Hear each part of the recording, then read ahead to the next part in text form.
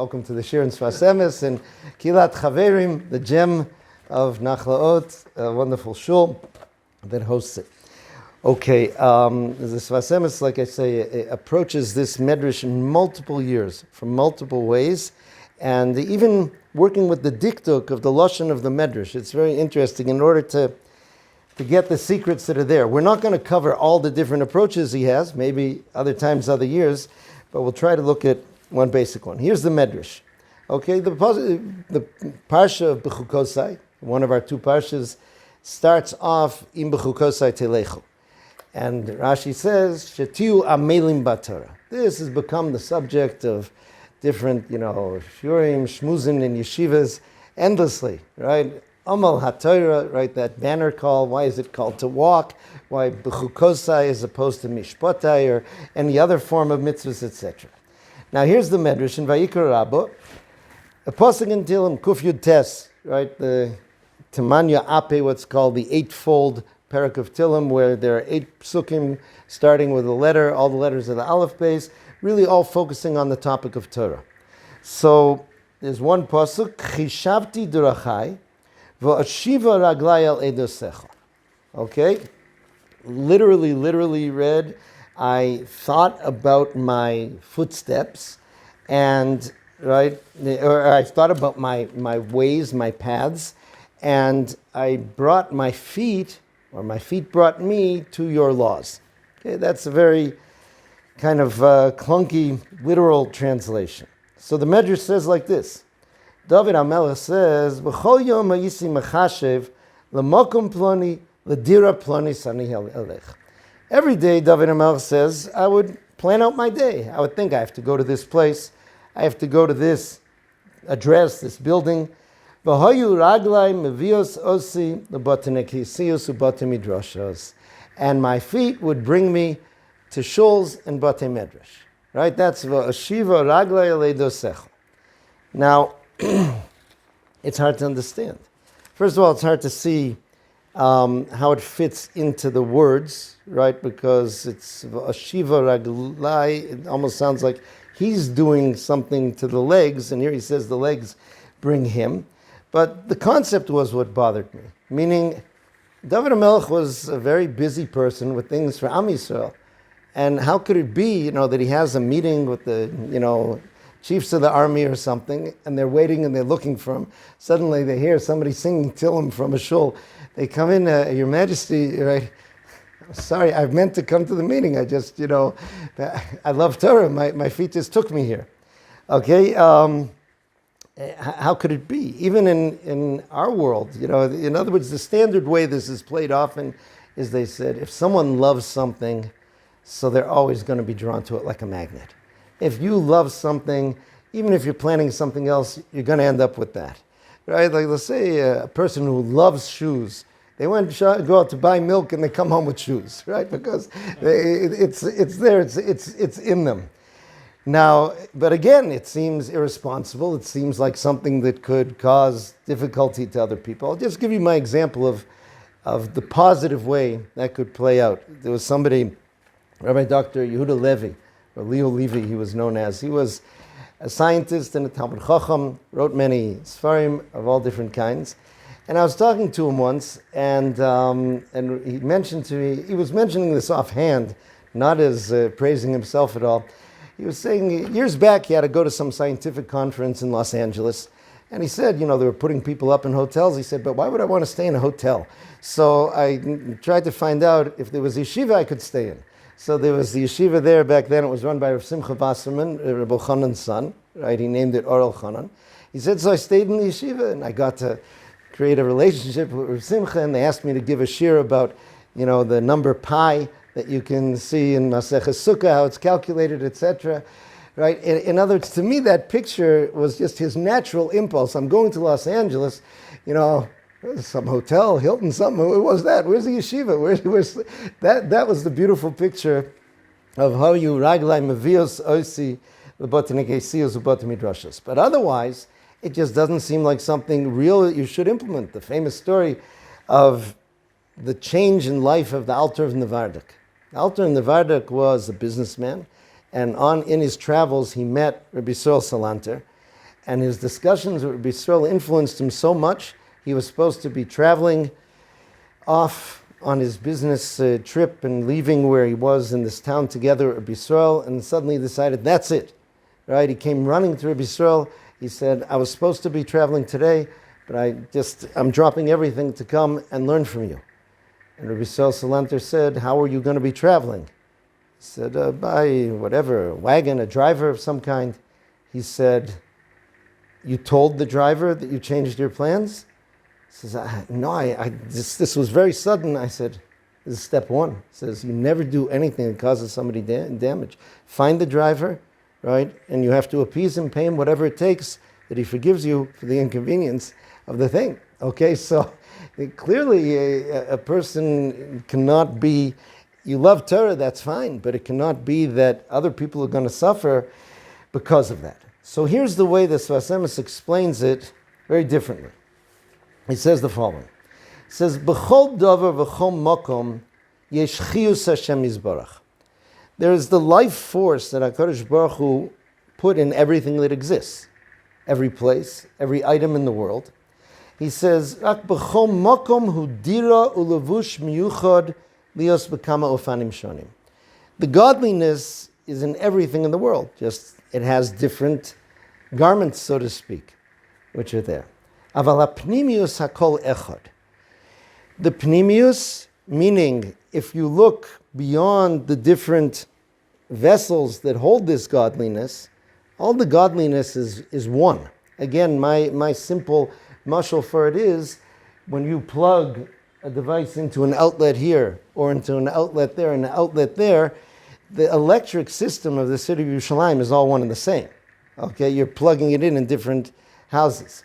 He says, so therefore, he says, your job is to plug into that with everything you do. And he says a mysterious thing. He says, that's why Chazal said, Hadrachim bechezkas sakana. Traveling has a chazak of danger. Meaning, when you've plugged in one place, you got to realize that you have to figure out how to plug in your next situation. And the derech is a dangerous time, right? Until a person learns to connect in again. So he says, a person is called a mahalech. Okay, the famous pasuk in Zechariah, it's the Torah we read on Chanukah, V'nasati lecha mahalchim bein ha'umdim ha'ela. I will give you, so to speak, walkers among these standers. Here HaKadosh Baruch Hu was explaining that mahalchim are human beings, as opposed to malachim, who are viewed as those who stand. The standard explanation is that a human being isn't static. A human being changes all the time. We change, we develop, we face challenges, whereas a malach simply has his status. He has his mission, he lives, he exists with that mission, that's what it is. But here he has another thing, and this is where it gets into the diktuk. Mehalech. They were not called holchim, they're called mehalchim, which implies bringing something, making something move. He says, Lios Moshe chiyusal yizbarach b'chol davar v'davar b'chol makom kanal al yedei ha'machshava kodem kol davar. Meaning, we bring out this godliness in each thing through our thoughts as we interact with all the different things in our lives. We're mehalech, we bring it. Right? He says, Al yedei zeh yuchal limtzo nekuda amitis sheb'chol davar. If that's the way we approach things, then we're able to find this point of truth, of godliness in everything that we're doing. How is this done? He says, Al yedei machshava kodem kol davar. What is your intention before you do something? Okay, why are you doing what you're doing? The Kotzker Rebbe, again, who is somewhat the root of this whole family of the Ger Rebbes, the Chidush Yarim, first Rebbe was his Talmud. He said, what I would want from my Hasidim is I could stop them at any point in the day and say, tell me why you're doing what you're doing. And they would have a good reason, and it would be based on Torah. That was his picture, right? Now, but again, even in a more general sense, right, a person has to have something like this. Mahalchim. And the Mahalech brings this godliness to life in the different things where he is. It's interesting, the Midrash uses a different thing. It says, David Hamelech says, B'chol yom hayiti mechashev Va'omer lemokom ploni ani olech. Why doesn't it say choshev? I thought I would go to a certain place. Mechashev, right, is more active. It's like, I'm not good at dikduk, maybe the hifil form, meaning I am intentionally, right, directing my thoughts to those things that I'm going to be doing. I'm going to go to a certain address because there's something I have to do there. I am mechashev, meaning beforehand I am thinking of why and what that's going to accomplish, what I want to connect to when I'm there. That's what's happening beforehand. And therefore, he says, so what do you connect it to? What is at least one of the intentions you could have? And this is the track. Like I said, we're going to follow with the Sfas Emes. He has many tracks in this Midrash. Bote Knesios ubote Midrashos represent Klal Yisrael. He says, Rotzalomer lahachnis hakol toch haklal. Everything I'm doing is as part of Klal Yisrael and for Klal Yisrael. That is what David Hamelech thought of before everything he was doing. Shelo liyos nifrad mishoresh achiyus shemechaya kol. So this is a very interesting thing. He says, by doing that, you won't be separated from the root of chiyus, of that life force that HaKadosh Baruch Hu puts into everything, from the one who gives life to everything. That's our ability to connect. So like the meeting that he missed with the defense was really, he was at the meeting. He was at the meeting. It was about correct. defense of the And people, so it was as if he was in a... Correct. But even if it was something less national, right? Even if it was something that was more... Correct. You know, each thing which is there. And that's the same thing for all of us as well. When I go to my job, right, we talked the previous week about the concept of divrei reshus, right? My going to the job is part of my whole existence as a cell in this whole body of Am Yisrael. And I know that there's Kedusha in my workplace. And I know that I'm able to connect to that and to bring it out and to bring Kedusha there, right? And what enables me to do it is to do it as part of Klal Yisrael. It's interesting. The way a person looks at the idea of tzibur is very different. I remember this. Rav Fishel Schechter said he had two experiences in two different shuls. One shul he came in, and many shuls have a coffee corner. So he was heading over to the coffee corner. He finally kind of felt the eyes of the gabbai on him. And so he said, is it okay if I have a cup of coffee? He says, no. He says, excuse me? He says, that's mamon tzibur. That is money of the tzibur, of the congregation. I can't tell you can have a cup of coffee. This is given, donated by the tzibur, for the tzibur. It belongs to... I said, okay, sorry. He was in another shul once, and this time he figured he'd ask right away. Is it okay if I have a cup of coffee? The guy said, of course, it's mamon tzibur. Right? You know, meaning the idea is it's communal, and we're all part of that community. That's what it's there for, etc. So this is the idea here. Now, in the year Tov Reish Mem, he continues in this theme. He quotes from his grandfather, the Chidush Yorim. He says, that's what the Mishnah means in Pirkei Avos, Im eina nili mili, ukshani la'atzmi mani. Im eina nili mili means, sheyesh lekol ish Yisrael davar miyuchad she'ein acher yochol letakno rakhu. Every Jew. That means every Jew, one who knows more about Judaism, less about Judaism, wherever they're found, has something that they can be mitaken in the world, and only they can do it. U'kamochen l'shol chol sha'a davar miyuchad. Every time, every moment in life has something unique. She'ein yicholin letakno rak b'sha'ah zu. It can be done at that moment. And that's what it means, im lo achshav emosai. If not now, when? It's not that our life is a series of tasks that we can kind of schedule in. We have to look right now, right, how to live the moment as it's supposed to be, me as an individual. Af al pichen. Okay, because that im eina nili mili would seem to imply a life of focusing on me, on my actualizing all my spiritual potential, right? He says, after each person does what they're supposed to do, the only reason you're doing those unique things that you can do is in order to bring it into the klal. That's why it says, Ksha'ani la'atzmi ma'ani. To do it by myself, for myself, has no meaning. It has to be brought into the klal.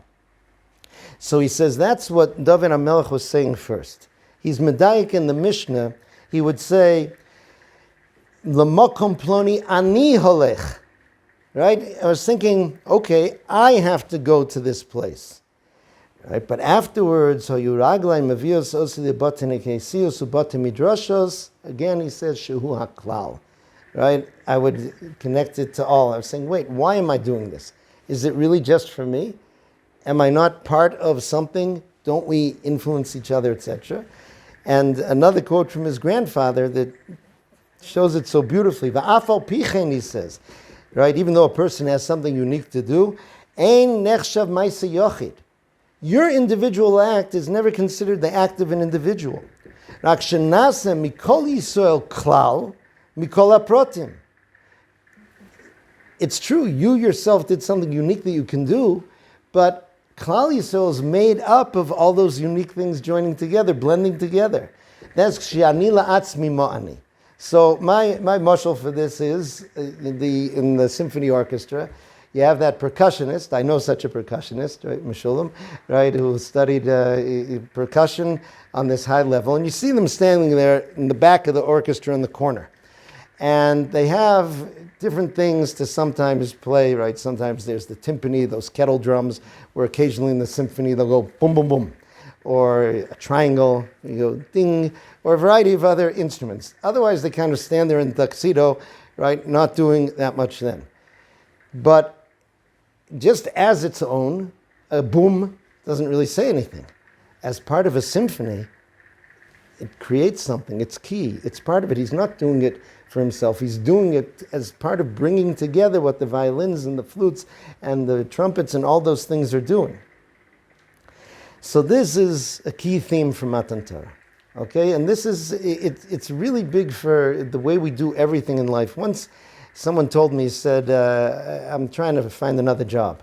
I said, why is that? He says, I got to eat, not making enough money. So on one hand, that's true, but who are you, right? Meaning, why do you have to eat? You're part of the klal, right? You are trying to do what you have to do. And the fact that your current job isn't paying you enough to do what you need for your family is Hashem's way of moving you from point A to point B. That means He needs you as a member of Klal Yisrael to be in another setting and to access and to bring the Kedusha there in that point. So this idea of the necessity of every single Jew is key for Matan Torah. Right? We know the famous singular Vayichan Sham Yisrael Neged Behar Ki Ish Echad B'Lev Echad. That Am Yisrael were like one person with one heart, meaning they were all individuals, but they were all connected. Right? And we're going to see what connects them in a second. There's also a Midrash that the Rebbe quotes often, that if even one Jew was not there at Kabbalah Satorah saying Nasa v'Nishma, wouldn't have happened. Right? Somebody there is oversleeping. You wake up. No, I'm tired. You got to come. Okay, so the Sfarim say that this connects to the concept of Yesh Shishim Riba Osios LaTorah. Yisrael is this acronym for there are 600,000 letters in the Torah, which anyone who counts sees there are not, and there are many ways in the Mefarshim of explaining what and how that refers to. But we have to think, what connects everything? The power that connects is Ahava. Love is the power that connects. Okay, so therefore, it's not just a technical idea that a person thinks in his head, well, I'm part of the Jewish people, so anything I do also benefits the Jewish people. No, what you have to do is to be connected, just like that electricity is all connected as one. It's the power of Ahava, of true Ahavas Yisrael, that connects everything. That's why it was Ki Ish Echad B'Lev Echad. Not like one spine or something like this. It was Lev Echad. That was the connector. I thought of this. I think there may be something to it. That the Torah is described as Eish Chara al Gabe Eish Levana. It's written with black fire on white fire. Fire, in its positive sense, represents love. Okay, if fire is something which can consume, but fire is also something which ignites, which awakens, which warms. If you think about the white part of the Sefer Torah, it's all one contiguous whole. Their letters have to be individual. They have to be, according to halacha, it's called mukaf gvil. They can't be touching, right? They have to have white in between them. But that white, while, so to speak, it separates the letters and lets them be individual, it also creates that field which connects them all. And that field, Chazal are telling us, is not simply a dry background. It's also fire. You need that eish, which connects the eish in each letter. It connects them together as well. Okay, that's what's happening there. Last night at the Lag Bomer Adlaka, the Tolner Rebbe brought and I didn't take notes, which is a pity. He always brings different statements by Rav Shimon Bar Yochai in Halacha or Agada, and ties it in. So he brought there that in Bava Kama, when there's a question of how far a person's responsibility goes for things that were damaged by a fire that he lit, right? How far, how many kilometers away would he still be? And Rav Shimon Bar Yochai's shita is, he says, it's hakol lefi godel hadleikah. All depends on how high, right, a fire you build. Meaning that Rav Shimon Bar Yochai feels that if you really come on fire with positive things, there's no limit to what you can connect to and what you can influence, right? And that applies to that achdus as well. So now we come to a puzzling Gemara of the Gemaras that tell us about Matan Torah and Masechet Shabbos. And one of the famous ones is that it says, right, that HaKadosh Baruch Hu kofa aleim har kegigis. That HaKadosh Baruch Hu took Har Sinai, and now the way I learned it as a kid was he held it up over them and said, Im atem mekablim es haTorah mutov. If you accept the Torah, that will be good. V'im lav sham te'kvuraschem. If not, you will be buried there, meaning he will squash you with the mountain. Okay, I saw Rabbi Avram Shur brought down, he said the name of a variety of Rishonim. This just isn't an accurate picture.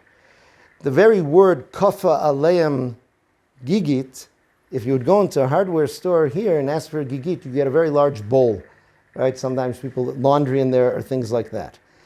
Lichpot means to cover over, to envelop. We saw that in halachas of Pesach. If you find chometz on Yontiv, you can't burn it, right? You have to ensure that people don't inadvertently eat it, so kofer lavas akli. You take a vessel and you cover it over. You don't squash it, you cover it over. Okay, so he says what this means is that they were gathered together and put in a unique atmosphere of Kedusha.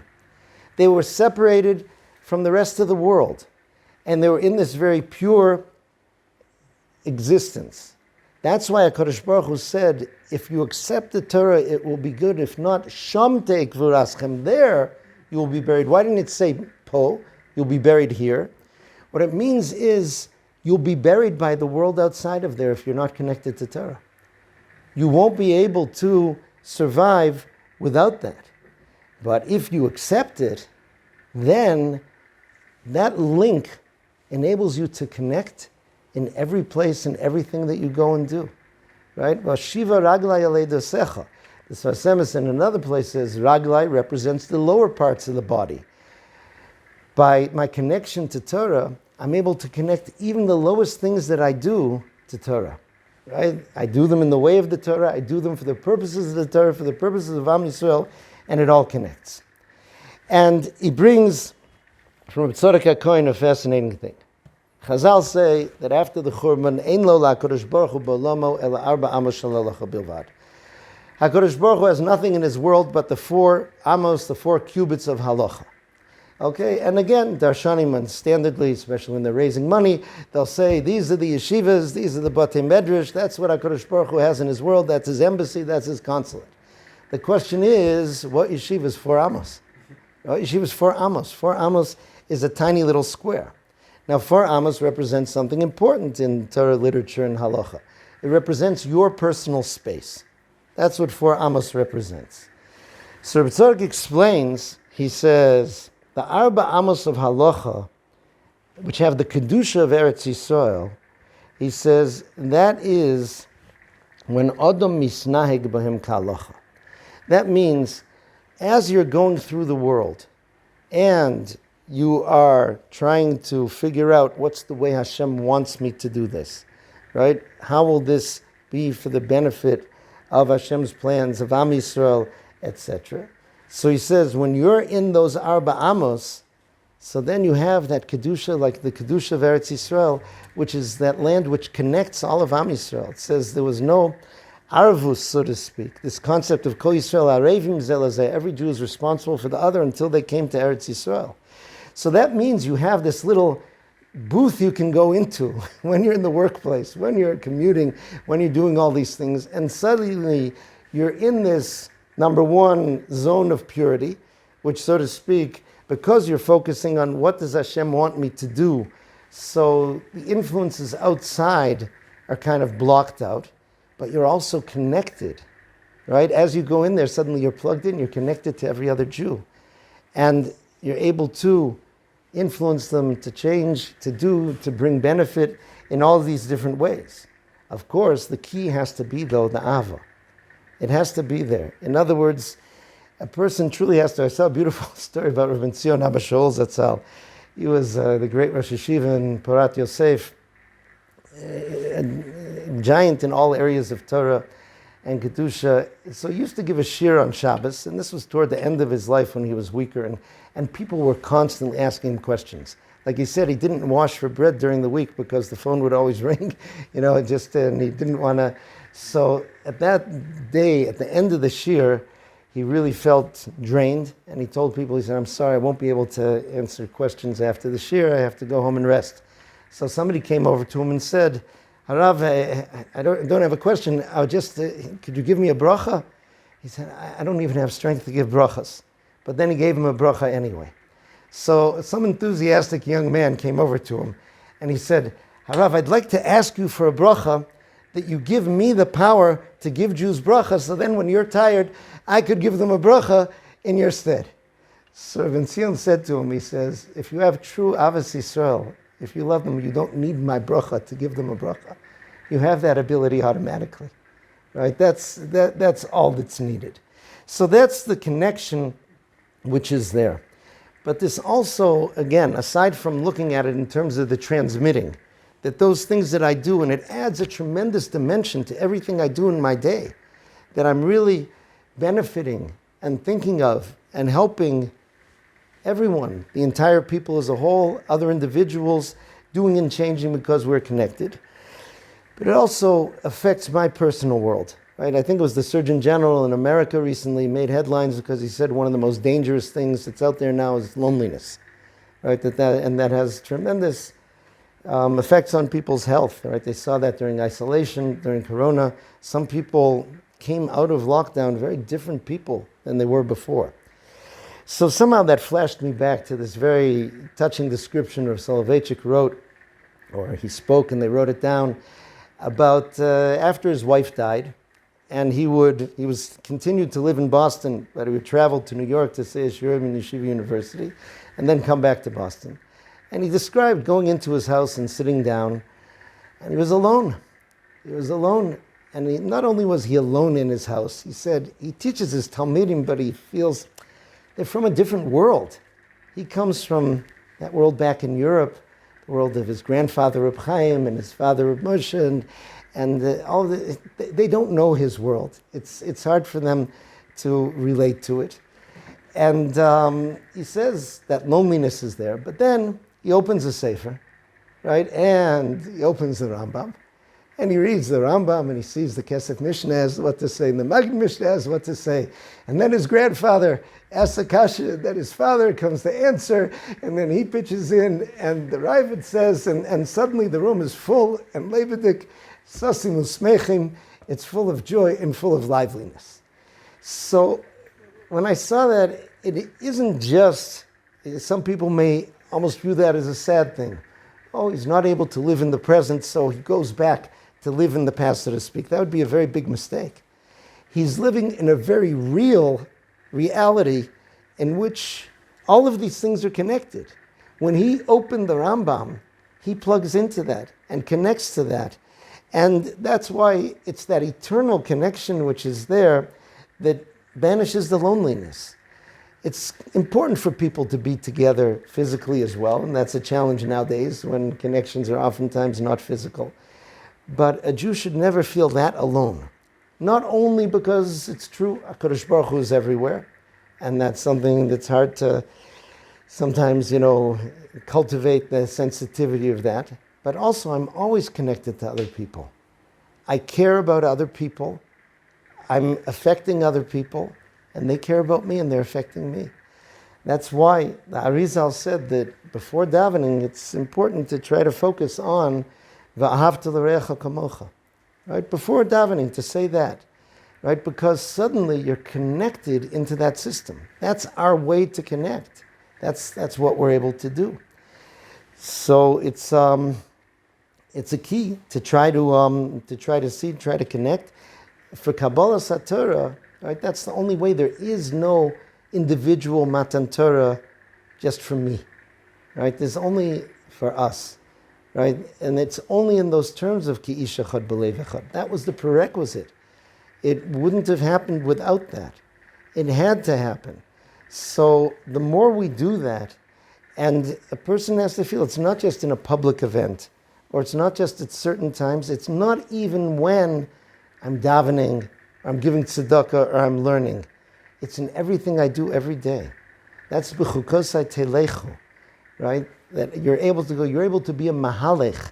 You're able to proactively affect the quality of the events in your day, to connect them to things and to do with your mind and with your heart. It says in the Pasuk, Yikari v'lecha davar mod b'ficho bilvav chalasasa. It's very close to you.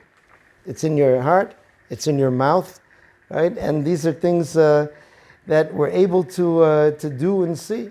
It's very hard to do in general. Rav Nevinsal, Shlita, the Rav of the Old City, remember once told us, he said that it's easy to love a Jew in Russia, it's hard to love your roommate, right? It works that way often. But it is also true that so many times people are only aware of their own small community. When they think of, I'm having in mind the Jewish people, sometimes that picture is very small, right? It's and it has to include all the Jewish people of every type, right? Those who are far, far away from Judaism, those who are close to Judaism.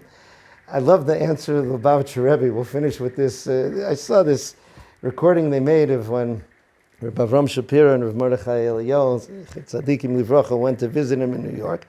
And it was Sfas Emes, and they were talking about the idea of, Talmidei Rabbi Akiva, Shelo Nagu Kavod Zeh B'zeh. They didn't treat each other with kavod. And one of the famous questions is, Rabbi Akiva's big statement, Zeh Klal Gadol B'Torah, which is interesting also, that idea of Klal, what makes the Torah all-inclusive is V'ahavta l'reacha kamocha, is that power of Ava. So how could they not be acting properly to the other one? So the Rebbe said, it could be, he says, that people end up looking down on each other and criticizing each other for not being enough of an Ohev Yisrael. It's amazing thing, right? Suddenly you're learning, V'ahavta l'reacha kamocha, zeh klal gadol b'Torah. That's why I don't like those people. They don't have enough Avos Yisrael. It's an amazing thing that can be done. So the Yetzer Hara is very clever. Even Avos Yisrael can be turned into a divider if we don't look at it the right way. Now, HaKadosh Baruch Hu help us connect in all the right ways to all the right people and things that we have to do.